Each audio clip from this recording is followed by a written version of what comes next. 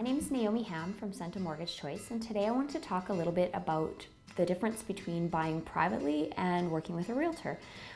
We've seen a lot more houses popping up in Brandon and surrounding areas lately that are for sale by owner, and I thought it would be important for people to know the difference between purchasing it on your own or having a realtor to work with. The first thing that I'll tell people when they come in and tell me they're looking at buying something privately or just looking for buying a house in general is to work with a realtor.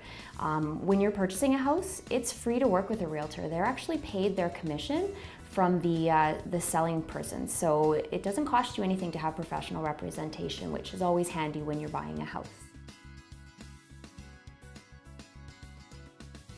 If you are working with a realtor and you do find something that comes up on the market that is being sold privately, the first thing that you want to do is talk to your realtor. Sometimes your realtor is able to actually negotiate on your behalf for the seller to see if they can still represent you, which is nice to have that professional representation.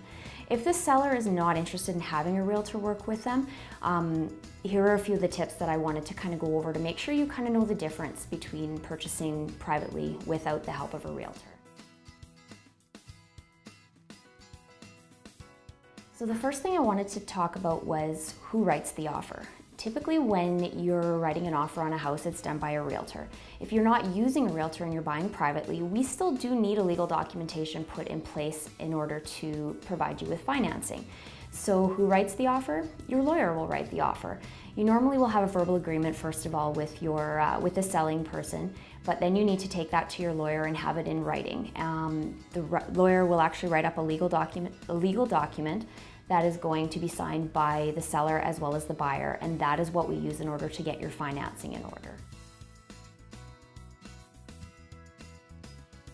The next thing is, how do you know you're paying the right price for a house with a private sale? Everyone thinks their home is worth more than it really is. And that's what a realtor is trained to do, is to give you a value on your home.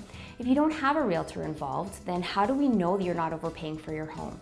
Lenders are very careful with this, and that will actually cause you to have an additional cost when it comes to buying your home. An appraisal is going to be required. Often the appraisals are going to be required up front when it comes to a private sale because the lender wants to be sure that that house is going to be worth what they say it's worth before they'll go to the work of actually approving you. So you could end up with the cost of an appraisal, which are usually at least $300, sometimes more depending on the area, and that cost is going to still be out of your pocket even if you don't get approved to purchase that home. You can't always help what house you fall in love with, so whether you are looking at purchasing with a realtor or you do find something privately, it's really important to know the differences and discuss with a professional. So if you have any questions, don't hesitate to give me a call. Thank you.